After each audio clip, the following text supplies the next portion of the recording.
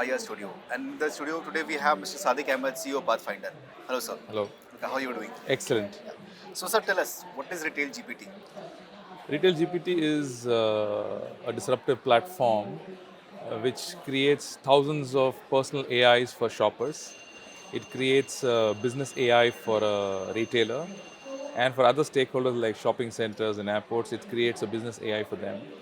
So, in a nutshell, this is based on the latest tech on Gen AI, which is completely conversational in nature. So the end shopper can, through prompts, discover stores.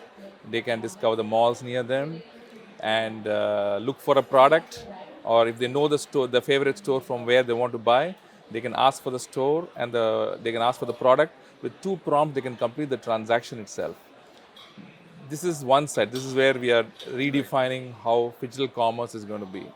It is actually empowering the brick and mortar physical stores, digitally enabling them to enhance the physical experience digitally. So it is not e-commerce, it is physical commerce, which is actually designed towards the brick and mortar stores and how they can compete head on with the likes of e-commerce by offering their merchandise with the same convenience as what they will get from a large operator. Whether it is a neighborhood store or if it's a store in a mall, they become the fulfillment points. And there's a huge amount of engagement that happens. So we have badges which denotes how much of spend is happening in a category or in a mall. So it's a complete customer engagement with digital experience on a conversational AI. So can you elaborate more on how it's going to help the retailers?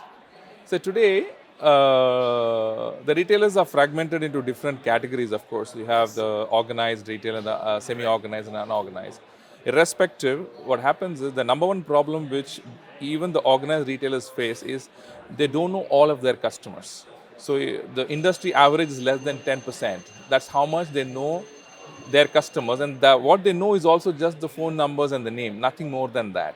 Right. So every retailer they have social media, social handles, all of that is happening on the social media, digital marketing, but they are not able to have the detailing of who's spending how much and what are their behavioral habits. So the number one takeaway for a retailer is he gets to know more of his customers. His from the less than 10% to maybe 40-50% of the customers he gets to know. Number two is even with the 10% of the customers who he knows, he only knows what they spend with him. He does not know how much they spend, what percentage of the category spend Right. are they spending. Say, for example, I spent 50,000 on apparel in the last 3 months. I would have spent only 5,000. So he knows, okay, this guy spent 5,000 rupees with me in the last 2 months on apparel. He only knows that, but he does not know he's only spent 10% of his overall spend. Right. So then he can get into a personalized offering where only for him he gives a campaign where he can offer him something more exciting so that his wallet share with that customer increases. So the personalization is the number one thing that happens for a retailer, apart from discovering the existing customers' potential and new customers. Right. So these are the takeaways for a retailer. Plus, he's able to offer his entire catalog digitally and complete digital ordering fulfillment from the store. Talking about the customer experience, how it's going to be making it a more better way. Talking about that. Today, for example, you're in a mall, you want to discover a store, you have to run to the concierge to see the map and stuff. Show me where is the Crocs store in the mall. Right. So the retail GPT will open up the map and will show you where in the mall how to go to the Crocs store. Okay.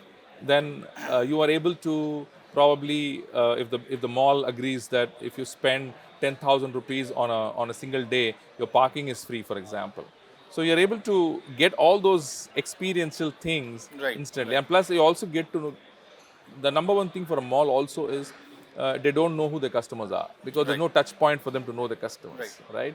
So here, by giving them privileges for deserving people who are spending beyond those levels of threshold, they are able to personalize and take care of their needs. So it's a win-win situation for the business and for the consumers by Right. creating through this platform, transparency is created. And one more thing is the data is owned by the respective shopper. So Okay. he is in control of the ownership of the data. Nobody owns the data. So if he decides that I don't need to be known to the fraternity, I'm not. So he's only exchanging his behavior to get gratified. Right. So if he says I don't want to be gratified, he can switch off, continue to enjoy the experience of what, and but his data will not be consumed by anybody for any promotion. Right. So here we are very focused on the data residency rules and the GDPR regulations to ensure that nobody actually misuses the data. So Retail GPT is the custodian of the behavioral data of each customer, and then in exchange for what he could get for sharing his behavior, he will be expecting those gratifications. So this is how the ecosystem is built. So, what kind of support Pathfinder is providing, helping retailers to adopt this The chat? beauty of this adoption is self-served. So there's no need for anybody to go do integration, any of that sort. It's completely online sign up for a retailer. As soon as we enable a city with the local delivery partners onboarded, and anybody in that city can sign up online. It is self-served, so they'll be they start talking. The moment he signs up, his AI is created. So that AI questions the retailer, what software are you using, connect me to your database, or Right. give me your CSV of your items. So send me a list of all the items with the price list. So it's a conversation that happens between the AI and the store, Store. and after that conversation, he's live. So, First, so it's self-serve. Number two, even if he wants to look at how is my sales doing, he asks the AI, how was my sale yesterday? How is my sale going today? You're sitting somewhere. So you can converse the business user also through conversation. He gets to know what's happening. Suddenly there is a certain merchandise out of stock. He can tell AI, okay, for today these are out of stock, so may update your records. right. So the AI will say, any customer who looks for those products, say, today's are sold out. So it's as easy as conversing, no need to go to the IT, upload, nothing of that sort. So, what is the marketing strategy about this product? We are going to reach out to all the retailers Okay. city-wise.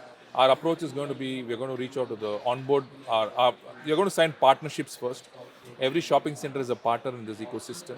Every brand is a partner. We're going to reach out to them through these events. We're going to explain what this platform can do, can create the new disruption in the whole ecosystem of marketing.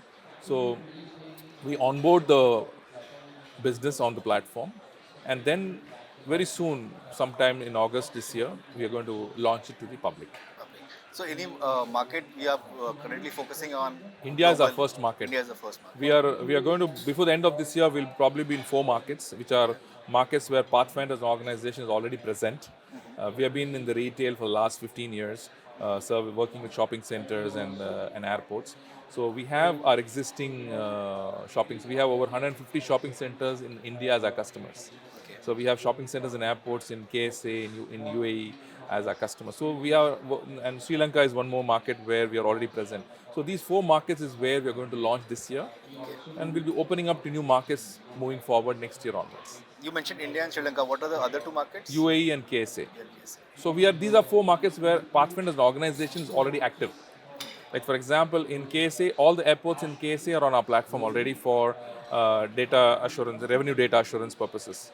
So we have been working with all these retail real estate platforms, assets for sales data capture, which is what we call revenue data assurance.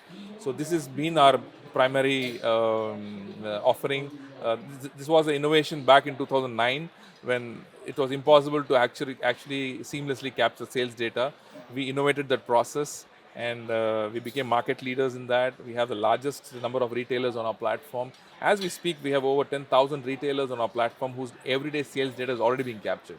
So it's a natural progression for us from what we were doing. So now in the last 6-7 years, we have been very closely watching what is it that can fuel the growth of next growth to our retailers. One thing they lack the customer data. Yes. They don't know the behavior of the customers. So we have been very closely monitoring how we can be part of this industry, retailers industry. How can we give something to the industry that it can fuel the growth of the entire fraternity? So I think it's an excellent work which my team did, and together, we innovated an IoT device which will be at every till, and it seamlessly captures the customer's data when he scans the QR code in return for gratification what the retailer would give instantly. So we have come up with a lot of features how it can, depending upon who the retailer is. If it's a neighborhood store or it's a store in a mall or a brand, an apparel brand, each of them will have different strategies to acquire their customers. We are in through our AI platform to do that, to make that as a seamless acquisition itself. Thank you very much for your time. It was Thank lovely you. talking to you. Pleasure talking.